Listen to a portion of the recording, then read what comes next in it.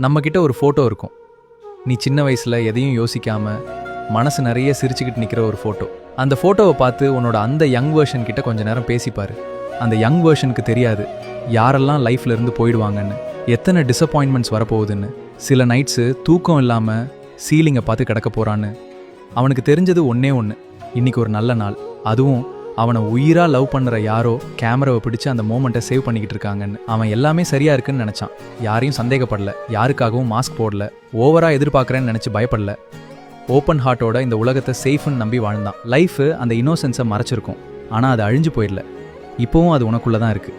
ஒருவேளை அந்த சின்ன வயசில் உள்ள வேர்ஷன் உன்னை இப்போ பார்த்தா, எவ்வளோ மணி சம்பாதிச்ச, லைஃப் செட்டில் ஆயிடுச்சா, இதெல்லாம் கேட்காது. ஒரே ஒரு கேள்வி தான் கேட்கும், என்னன்னா, நீ சந்தோஷமாக இருக்கியா? ஏன்னா அவனுக்கு நீ பர்ஃபெக்டாக இருக்கணும்னு ஆசை இல்லை. நீ மறந்துட்ட அந்த சிரிப்பை, அந்த இன்னோசென்ஸை, அந்த உண்மையான உன்னை இன்னும் கொஞ்சமாவது காப்பாற்றி வச்சிருக்கியான்னு தான் தெரிஞ்சுக்கணும். அதுதான் அவனுக்கு கிடைக்கிற மிகப்பெரிய சந்தோஷம்.